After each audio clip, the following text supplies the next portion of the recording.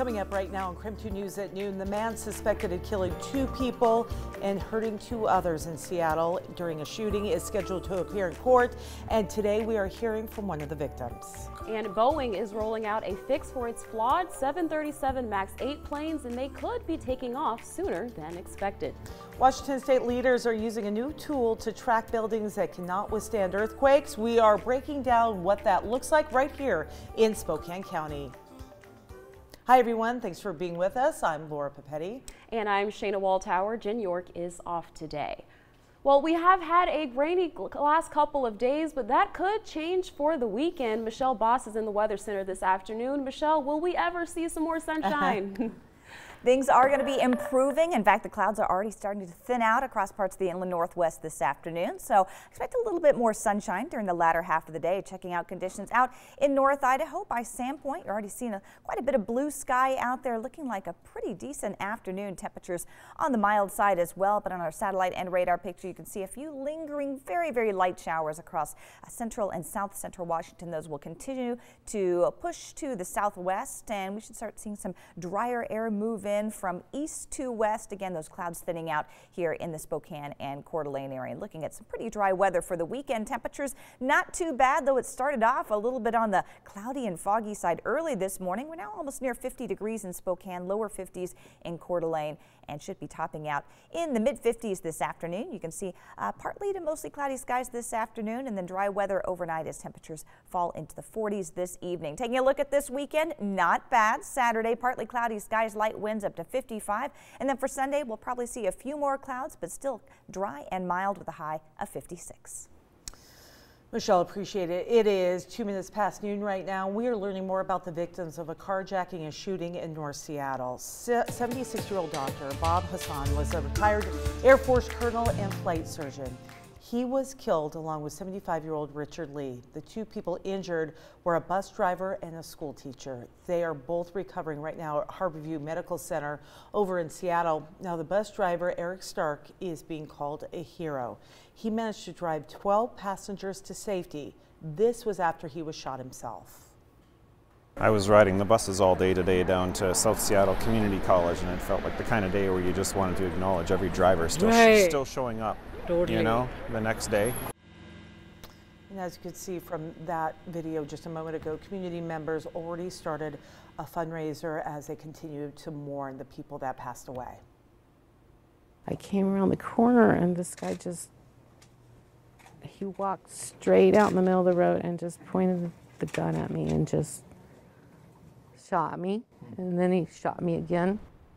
That is the second grade teacher who was shot during the double carjacking and shooting. Deborah Judd was shot 3 times, once through the arm, the shoulder, and her lung.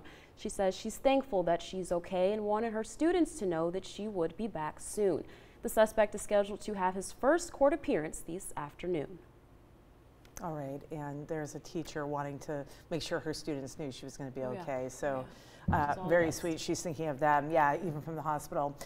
President Trump is heading to Florida today after a rally in Grand Rapids, Michigan. Most of his speech was about the Russia investigation, even though Special Counsel Robert Mueller found no collusion between the Trump campaign and Russia. Meanwhile, Democrats are still fighting to get their hands on the entire 300-page report. Many politicians are not satisfied with Attorney General William Barr's 4-page summary. The Attorney General says it could be weeks before the entire report is released to Congress. And Boeing's 737 MAX airplanes could be back in the air in a few weeks. The company is just waiting for final approval by the FAA. Boeing recently completed a week of simulator training involving 737 MAX pilots. Pilots got a hands-on experience so they know what to do if they encounter problems with the new automated system. That is the technology that could be connected to the 2 737 MAX crashes in the past 5 months.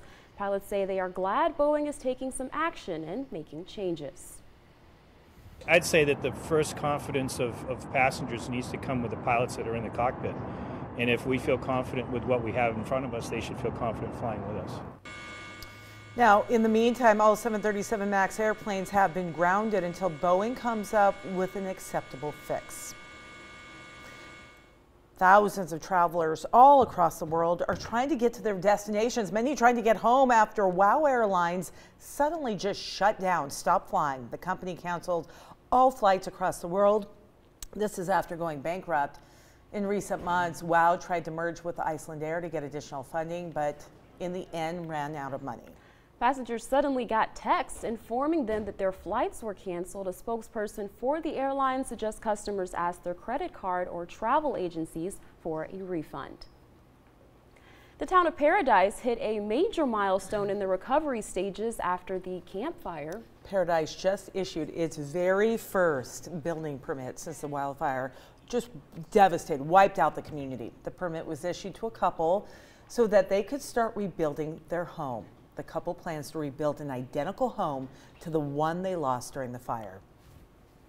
It's going to be white with black trim, a little bit of a southern style. Same floor plan, it's going to be a little bit bigger, but you know, this was our home and this is what we want to rebuild. The town of Paradise has only received 21 building permit applications since the Camp Fire. The couple hopes their new project shows others how resilient Paradise really is. Construction on the house is set to start in just a couple of weeks.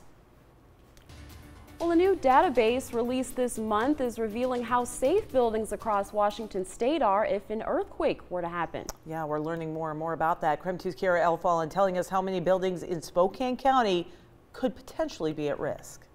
Yes, well, according to that new database, there are potentially over 850 buildings across Spokane County that may not be able to withstand an earthquake due to the way they were built. This is a map from the Washington database which determines how many potential unreinforced masonry buildings there are by city, county, and legislative district. Compared to King County's nearly 1,500 potential URMs, Spokane County is not looking as bad. They're the older type of buildings that are brick built, and they were not built to withstand earthquakes because there wasn't a good understanding when they were built of how earthquakes happen. In the future, we will be looking at grant funding to see how we can help building owners and city buildings and that sort of thing to actually retrofit those buildings over time. Keep in mind, it is unknown by emergency management how many of these buildings in Spokane County have been retrofitted, but some of them have.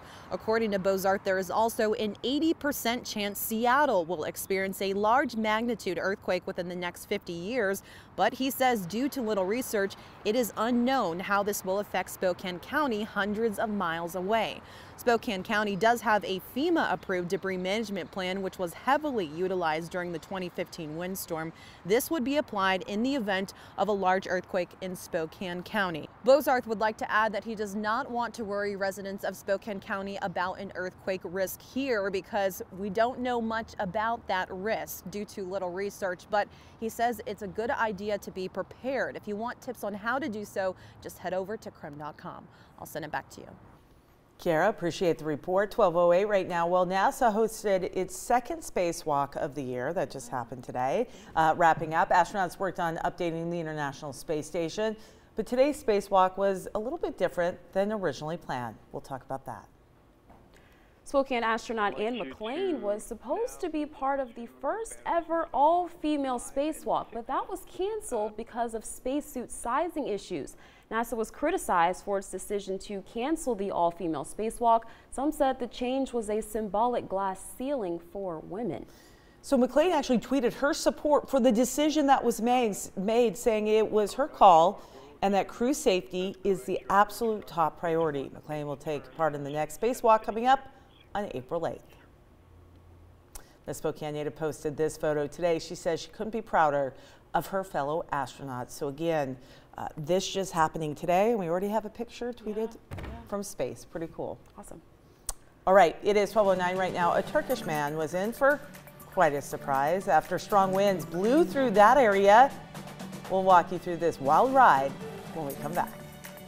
And the rain out, which could make for a great weekend. We'll check in with Michelle Voss after the break. She has a full look at our forecast.